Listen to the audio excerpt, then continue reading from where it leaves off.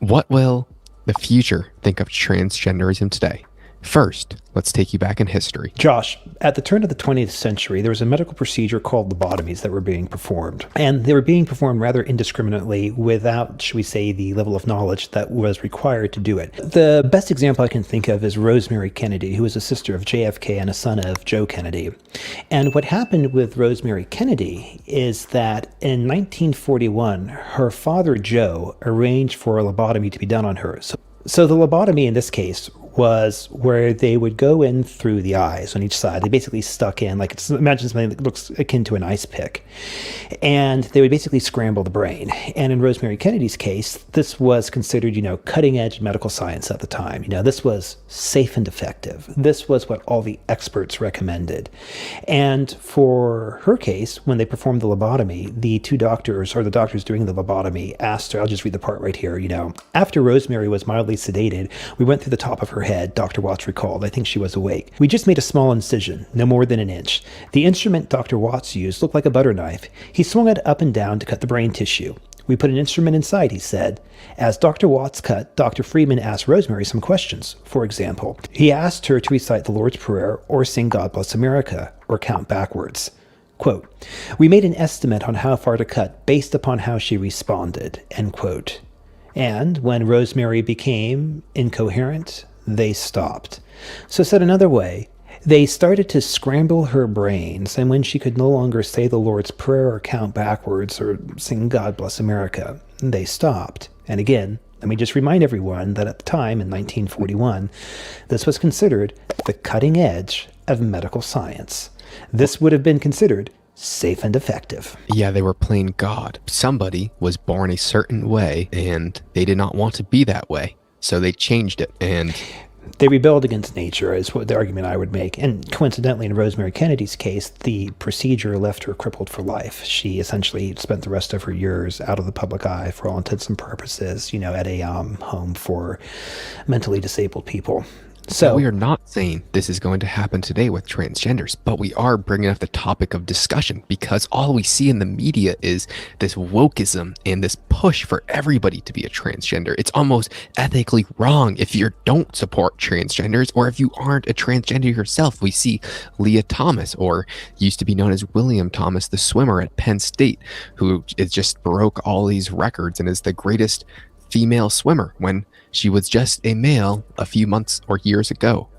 Precisely. And my personal take on it, and Josh, I suspect you probably agree with me, first and foremost, what people do in the privacy of their own bedroom, that's their business. It ain't none of my business. It ain't none of your business. So just to state the obvious on that front.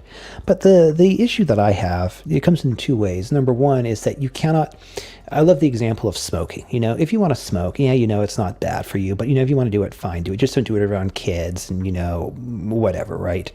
But what you can't do is you can't engage all the organs of society to make something that you know to be a vice a virtue. That is to say, you can't engage all of society in this massive cover-up and a massive lie to say, oh, no, you can smoke or do whatever you want and it's going to be perfectly healthy. Like, no. It's not going to be healthy. It is objectively unhealthy to do. And as long as you're cool with that and can, own the thought, by all means smoke. I'm not saying that you can't. What it is that it's people saying, I want to smoke, and I know smoking is bad, but I don't want to feel bad that I'm doing something that I know is bad. And so in order to provide this deep illusion, this dream state that we can all fall into, we have to engage every aspect of society to turn a lie into truth or whatever, right? Not going to work. And as far as it, the health side goes, I would just simply say, I'll choose my words carefully here, but you can do on your own is Google the rate of, let's say, suicide for people who've undergone gender reassignment surgery, and look at those suicide numbers, look at the rate, then look at the rate of, should we say, of people who haven't done that, and then ask yourself if that is really effective. Ask yourself, is that really safe? Everybody was born differently. Me and every single human is born with different genes. I was born with an XY chromosome, as was Justin. You cannot magically change how you were born. You can act a certain way, and that is fine because you have the right to do that, but do not force other people into your fantasy world. And I will also note that if you try to rebel or you try to fight a war against yourself of what you really are, that's going to be a hard one to win. I don't know if it's even possible. But this is just, again, dealing with the individual side, which, again, I would say it's not really my business, what an individual wants to do. But what I will say, and this is, I think, where it turns incredibly dark, and this is where it gets back to Rosemary Kennedy. When you see this stuff being pushed on kids, like when you see kids who I seriously doubt, have the mental wherewithal to make a decision one way or the other. Now, to be clear, I'm not trying to say they can't make a decision. All that I'm trying to say is, just as we force people to wait till they're 18 if they want to buy, cigarettes or, be, draft eligible, or 21 if they want to buy, a drink or whatever, right? I think it's also by the same logic, you want to put in some sort of roadblock to say, like, listen, if that's what you want to do, great, you can do it. But you need to achieve, or you need to get to a certain point in life where you have enough, water under the bridge, enough experience, enough gravitas, whatever fancy way you want to say it, before you make such a life-altering decision. And this is what I fear, Josh. Just as we look back on our ancestors who performed these crude lobotomies on the brain that we don't even understand today, and we look back in horror and think to ourselves, what on earth? Why? Were you titans thinking? You suppose that, wise men, what were you thinking? This is the most foolish thing I've ever read. This would have been considered safe and effective at the time. We look back with the benefit of hindsight and we can say, oh my God, we'd never do that. And then I think to ourselves, what will our children's children say of us? How will the future judge us? And my suspicion is, hopefully I'm wrong, but my suspicion is that we will be judged with the same disgust, the same disappointment, and the same revulsion that we ourselves judge our predecessors with doing lobotomies or whatever other cutting-edge medical procedures, which we now know to be atrocious. I would not even go that far. I think it could be no downside at all. And it could just be people can play God and change their gender willy-nilly. But I do think it is an issue to force other people into your world. And if you want to, let's say, be a smoker, great. But do not force everybody around you to accept smoking as a great and virtuous thing. It is objectively wrong. And if you are extremely offended by the words that we are saying, just reflect. If you're deeply offended by the words we're saying, the transgendered suicide rate last time I read is about 41%.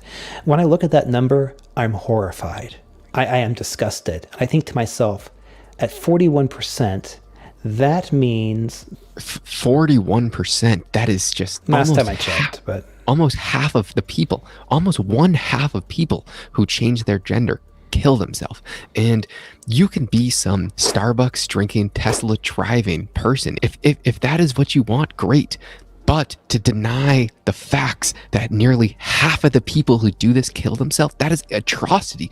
If half the people who do a certain thing kill themselves, you have to think that is a wrong and objectively vice thing to do.